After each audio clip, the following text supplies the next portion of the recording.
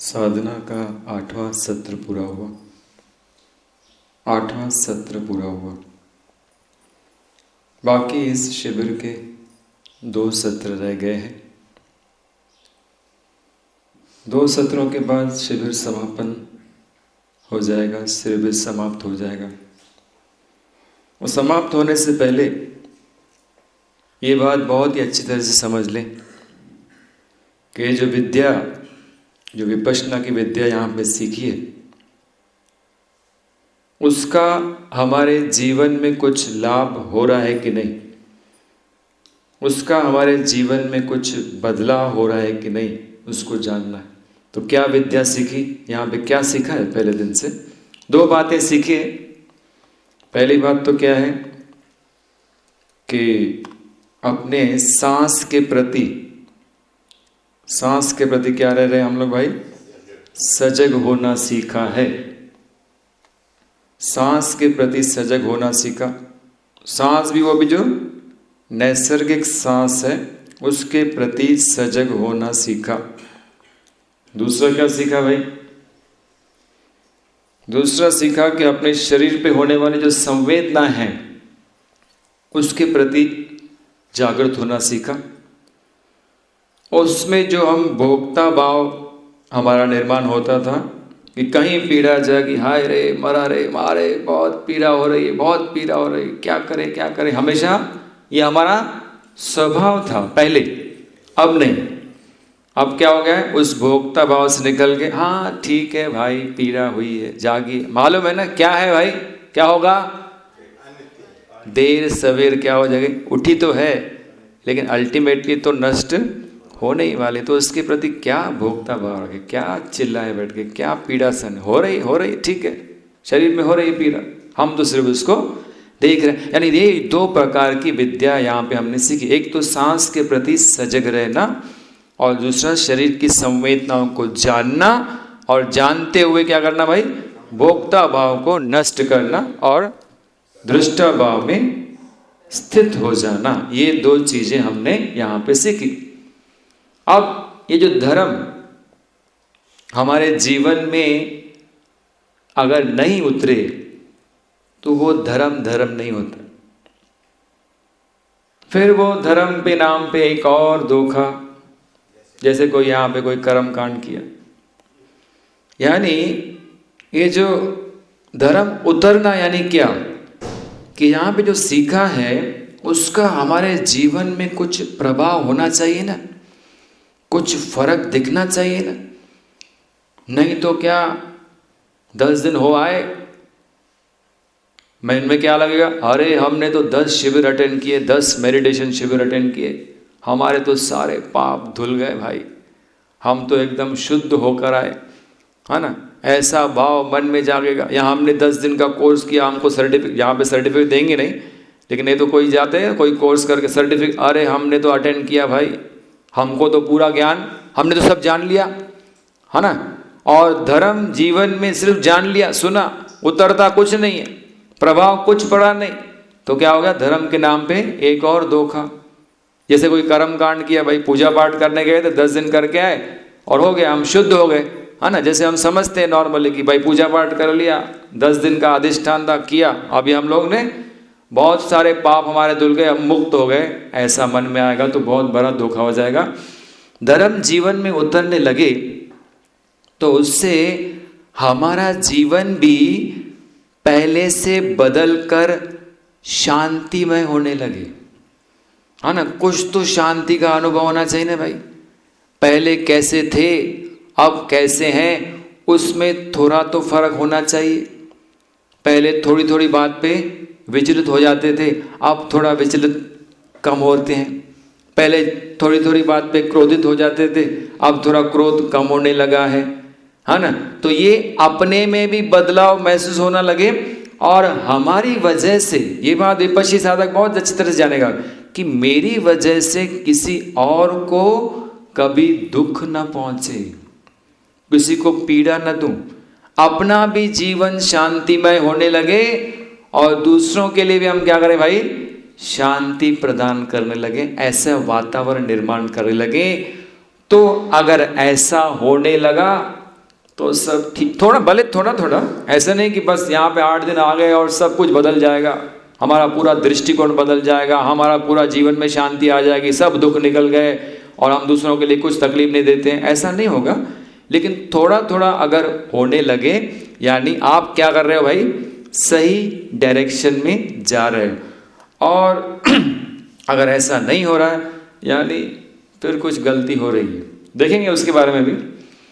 इस साधना का एक तरफ से तो हम अभ्यास कर रहे हैं और दूसरी तरफ से बुद्धि के स्तर पे भी, एक तो क्या 1 घंटा अभ्यास करते हो, इसलिए तो कंबाइन किया गया ना, 2.5 घंटा क्यों रखा गया यहाँ पे, कि भाई 1 घंटा तो प्रैक्टिकल अभ्यास करते हैं और 1 सवा 1.5 घंटा यहाँ पे बुद्धि के स्तर पे भी धर्म क्या है उसको हम समझने का प्रयास करें। लेकिन ये धर्म क्या है, ये सिर्फ प्रवचनों से या ये लेक्चर से कुछ समझने आने वाला नहीं, जब तक अपनी अनुभूति पे वो उतरता नहीं है।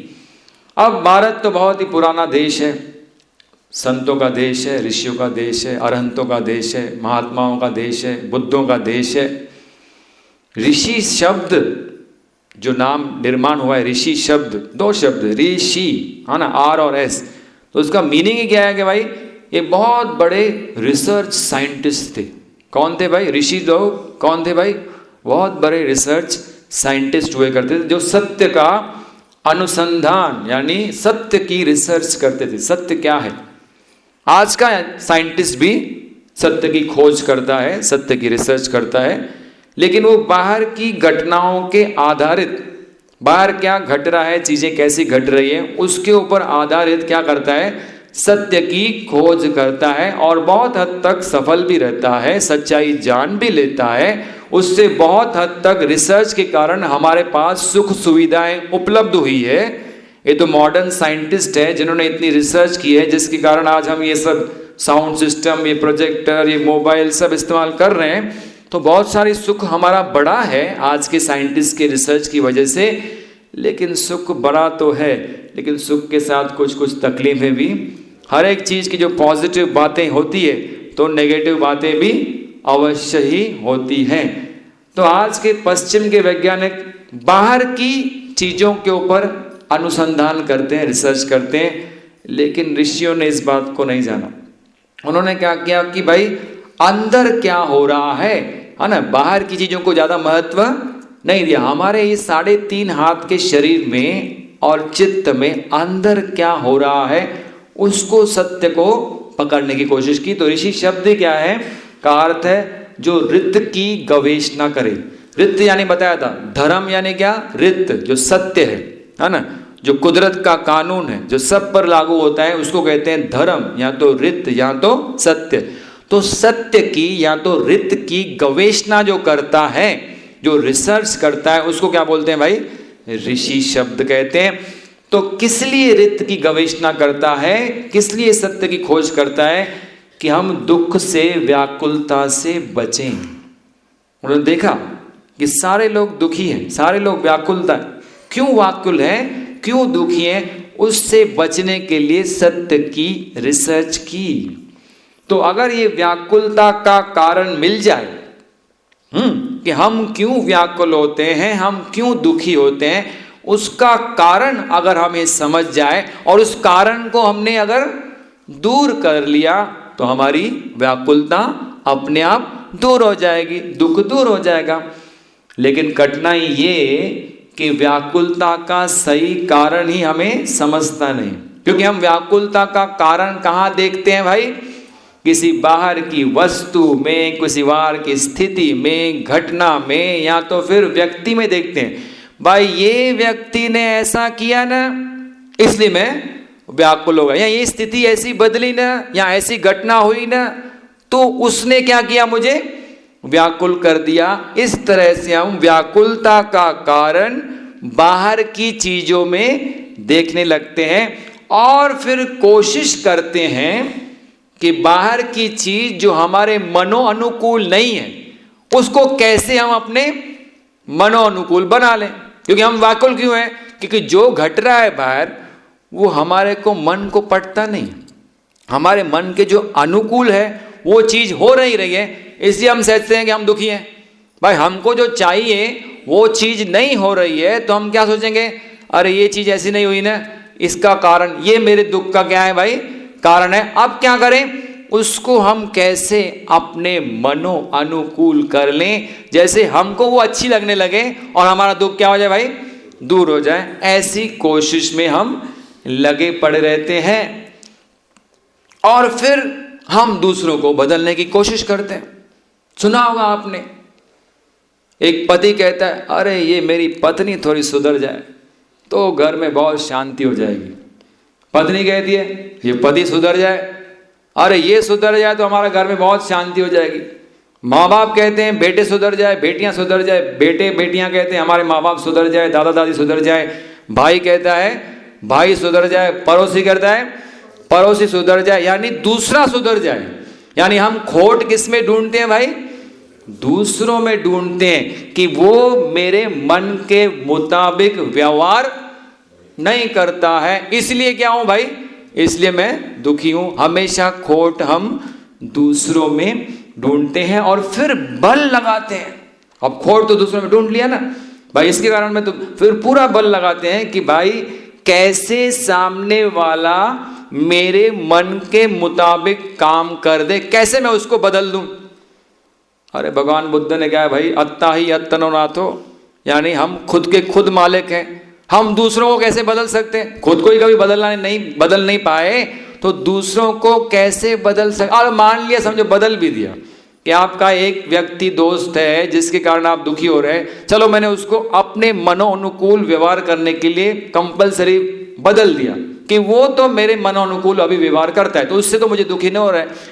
लेकिन ये क्या गारंटी है कि वो तो एक आदमी बदल गया, दूसरा आदमी कोई आपके मनोनुकूल व्यवहार करे, ऐसी क्या गारंटी है। वो दूसरा आदमी फिर दूसरा कुछ करेगा, तीसरा आदमी कुछ, कितनों को बदलोगे, एक को बदलोगे, दो को बदलोगे, तीन को बदलोगे, कितनों को बदलोगे, कैसे बदल पाएंगे सबको। ठीक है, तो बाहर की घटनाओं को बदल कर मैं दुखों से छुटकारा पा लूं, ये गलत दृष्टिकोण हमारे ऋषियों को समझ में आई कि हम बाहर की घटना को बदल के दुखों से छुटकारा नहीं पा सकते। बिकॉज मन का ये स्वभाव है कि एक चीज अच्छी लगी, वो पूरी हुई तो इमीडिएटली क्या करेगा, दूसरी चीज डिमांड करेगा, फिर उसको बदलने की कोशिश करेंगे। यानी ये कंटिन्यूसली प्रोसेस होता जाएगा, हम उसमें सक्सेस हो नहीं सकते। तो क्या किया उन ऋषियों ने, भीतर झांक के देखा तो उन्हें दुख का कारण भीतर दिखाई देने लगा। घटना तो बाहर घटती है लेकिन व्याकुल तो हम अंदर होते हैं। क्यों व्याकुल होते हैं, क्योंकि भीतर हम क्या करते हैं भाई, विकार जगाते हैं। कोई ऐसी घटना गई, भीतर हमने विकार जगा, विकार कोई भी हो, राग हो, द्वेष हो, क्रोध हो, भय हो, अहंकार हो, है ना, कुछ भी हो सकता है विकार, वो हम अंदर जगाते हैं। तो व्याकुलता का कारण क्या है भाई, अंदर है। घटना बाहर घटती है लेकिन क्योंकि उस घटना के प्रति हमने मन में विकार जगाया, इसलिए हम क्या हो गए भाई, व्याकुल हो। अगर हमने मन में विकार न जगाए तो हम क्यों व्याकुल हो जाएंगे भाई, हम व्याकुलता से मुक्ति पा सकते हैं। ये हमारे ऋषियों ने खोज करके निकाला। अब इन विकारों से कैसे छुटकारा पाए, उसके लिए भारत के ऋषियों ने बहुत खोज की, प्रयोग की। भाई विकार तो जागा है अंदर, है ना, बाहर घटना घटी, भीतर विकार जाग गया। समझो भीतर क्रोध जागा, ऐसी कोई घटना घटी जो आपके मनोनुकूल नहीं है, ऐसा किसी ने बिहेव किया आपसे जिसके कारण आपके चित्त में क्या हो गया भाई, अभी क्रोध आया। अब इस क्रोध से कैसे छुटकारा पाए, उसके लिए बहुत सारे प्रयोग किए गए। तो एक प्रयोग क्या किया गया भाई, कि जब क्रोध किसी घटना को लेकर जागे तो उस घटना को हम बुलाने की कोशिश करें। कोशिश करें कि उस घटना से मन को हटाएं, उसको हम बुलाने की कोशिश करें। तो क्या करता है आदमी, चलो भाई क्रोध जागा है ना, चलो घटना से बुलाना है ना, तो ये उठ के जाके एक गिलास ठंडा पानी पी के आता है ना। तो ठंडा पानी में अब पानी पीने में मन लगाए तो थोड़ा थोड़ा क्रोध क्या होगा भाई, कम हो जाएगा। लेकिन ऐसा कब होता है, अरे क्रोध जागता है तो किसको पानी पीने की इच्छा होती है भाई, उठ के पानी पी लें, मुश्किल है।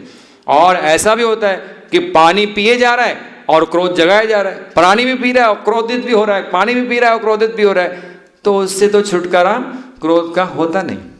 दूसरा तरीका, अच्छा चलो भला एक गिनती गिनना शुरू करो, क्रोध आया है ना, गिनती गिनो, 1 2 3 4, 1 2 3 4, 1 2 3 4। क्या करेंगे, मन को अब कहाँ लगाए भाई, गिनती में लगा दिया, तो थोड़ा क्रोध से हम मन को दूर हटा रहे हैं।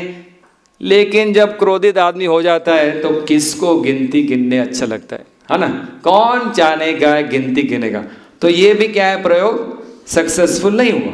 तीसरा प्रयोग कुछ लोगों ने किया कि भाई हर एक व्यक्ति का कोई न कोई उपास्य देव या देवता रहता है या देवी रहती है या कोई गुरु रहता है ना? उस उपास्य के प्रति मन में क्या होती है, बहुत ही श्रद्धा। ऐसी श्रद्धा जागृत कर लो किसी भी के प्रति, कोई देवी हो, कोई देवता हो, कोई भगवान हो, कोई कृष्ण हो, कोई शंकर भगवान हो, कोई भी, या कोई अपना गुरु हो, तो ऐसा श्रद्धा भाव निर्माण करो कि जैसे ही क्रोध आया, अब क्या किया हमने, मन ही मन उसका जाप करना शुरू कर दिया। किसका? जिसके प्रति हमारे श्रद्धा है, तो जाप करना शुरू किया। मन को अब उस देवी देवता के प्रति जाप कर रहे हैं, तो मन का हो गया एक क्रोध से हटकर उसमें लग जाएगा, है ना? ऐसा सोचा लोगों ने, तो ऐसा तो किया।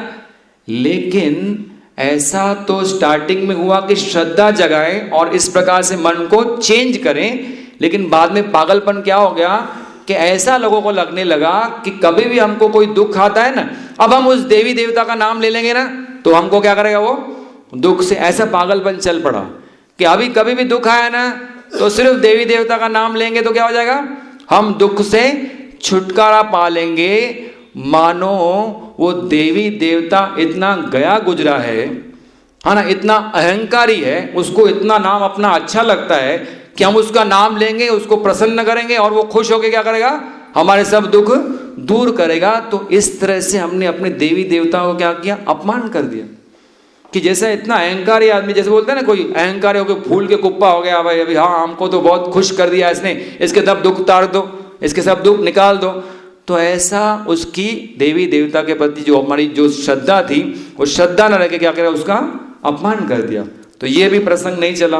अब और आगे और एक चला भाई प्रथा कि भाई कौन देवी देवता हमको तारते हैं। कुछ लोगों ने सोचा कि कौन देवी देवता आने वाले हमको तारने वाले। मन को किसी अच्छे चिंतन में लगाओ। मन में क्रोध जागा है ना, तो क्या करो, अब अच्छा चिंतन, अच्छा विचार मन में लाओ। तो कोई कोई दार्शनिक मान्यता में चलता है, क्या चलता है भाई, ये आत्मा सत्य है, नित्य है, बाकी सारा संसार अनित्य। मन में ये क्या करो, अब क्रोध जागा है, अब मन में ये बात कर रहे हैं ना, आत्मा नित्य है, अनस सत्य है, नित्य, बाकी सारा संसार अनित्य है, नश्वर है, शरीर भी अनित्य है, सब माया ही माया है। ये बार बार चिंतन करो तो क्रोध से क्या हो जाएगा भाई, छुटकारा हो जाएगा। या फिर ये चिंतन करो कि ईश्वर ब्रह्म है, वो सभी प्राणियों में समाया हुआ है, और तो सभी के प्रति, तो किसके प्रति क्रोध करूं भाई, मुझ में भी ईश्वर है, सामने वाले के प्रति अंदर भी ईश्वर है, तो मैं कैसे उसके प्रति क्रोध करूं। ऐसे मन में क्या करो, भाव लाओ। तो इस तरह से हम क्या करेंगे भाई, क्रोध से छुटकारा पाएंगे। ऐसा चिंतन करो, यानी या तो पानी का ग्लास पियो, या तो फिर क्या करो भाई, 1 2 3 4 गिनती गिनो, या फिर देवी देवता का नाम जिसके प्रति श्रद्धा हो, या फिर ऐसा चिंतन करो मन में। अच्छा चिंतन अच्छा है, चिंतन करो, अच्छी बात है। लेकिन भारत तो महान देश है, इसमें ऐसे ऐसे ऋषि हुए जो अपने अंदर गहराइयों तक गए और पूरी सच्चाई को देख लिया, इसलिए उन्हें सर्वज्ञ कहा। यानी जैसे भगवान बुद्ध है, अंदर गए जाते गए और अपने पूरे शरीर को, अणु अणु को, परमाणुओं के लेवल तक शरीर को पहचान लिया, और फिर चित्त के टुकड़े टुकड़े करके उसको गहराई तक पहचान गए। क्या पहचाना कि ये तो क्या है, पूरा अनित्य है, नश्वर है। और फिर नित्य का भी दर्शन उनको हो गया, अनित्य को भी पहचान लिया, नित्य को पहचान लिया, इसलिए उनको कहा गया भाई सर्वज्ञ, यानी सारा ज्ञान उनको हासिल होगा जिन्होंने इस नित्य क्षेत्र को पूरा जान लिया तथा उससे परे अनित्य क्षेत्र को भी पूरा जान लिया। तो उनको ये अनुभव हुआ कि जब कभी हम ये नाम जपते हैं ना, क्रोध हुआ, हमने क्या किया, नाम में अपने मन को, नाम जपने में अपने मन को लगा दिया। तो मन का कौन सा हिस्सा वहां पे लगा भाई, मन का सिर्फ ऊपर ऊपर का हिस्सा, जिसको क्या कहते हैं, संज्ञा कहते हैं, संज्ञा कहते हैं, संज्ञा कहते हैं, या तो उसको कहते हैं बुद्धि कहते हैं। वो सिर्फ क्या गया, उस चिंतन में लग गया। बाकी का जो मन का, जिसको कॉन्शियस माइंड भी करते हैं आजकल, बाकी का जो मन का अंतर का हिस्सा है, जो मेन हिस्सा है, अंतर मन, उसके ऊपर इस चिंतन मनन का कोई प्रभाव पड़ता नहीं, वो तो अपने स्वभाव का क्या है भाई, गुलाम है। तो क्रोध जागा, हमने ऊपर वाले मन को कहीं और लगाया तो क्रोध चला नहीं गया, वो दबता गया। अंतर मन की हमने क्या किया, क्योंकि हमने क्या किया, सिर्फ अपने मन को किसी दूसरी जगह पे लेके गए, तो जो क्रोध जागा था उसको क्या किया हमने, दबा दिया, उसका शमन नहीं हो, क्या हो गया, अंदर और अंदर दबते गया। और जो पहले ही क्रोध की चीजें जो है अंदर दबी पड़ी हैं, उनके साथ जाके क्या किया, वो जुड़ गया। और ये क्या हो गया, स्लीपिंग वॉल्केनोस। वॉल्केनोस का मालूम है ना, जैसे ज्वालामुखी कभी भी फट सकता है, अभी तो दबा दिया, लेकिन फिर कभी ना कभी ऐसी सिचुएशन होगी ना तो डबल क्रोध बाहर आएगा। क्योंकि क्या किया, पहले वाले क्रोध को हमने अंतर मन में दबा दिया, सिर्फ मन को ऊपर वाले हिस्से को हमने कहाँ तो लगा दिया। तो ये बात सामने आई कि सच्चाई से दूर भागने से छुटकारा नहीं है। क्रोध जागा है ना, अब उससे दूर भाग रहे हो और दूसरी जगह पे मन को लगा रहे हो, तो सिर्फ क्या करेंगे, ऊपर वाले मन को लगाएंगे, अंतर मन पे उसका असर नहीं होता है। तो ये बात रियलाइज हो गई कि सच्चाई से दूर मत भागो। क्रोध आया है ना, उससे दूर मत भागो, उसका क्या करो भाई, सामना करो। उसका क्या करो, अभी सामना करो। ये बात समझ में आई। तो अभी क्या कर रहे हैं, विकार जागा है यानी क्रोध जागा है, उसे साक्षी भाव से देखो। और देखते देखते आपको क्या महसूस होगा कि जो क्रोध जागा था ना, अब उसका बल क्या हो गया, अभी थोड़ी देर आप शांत रहो।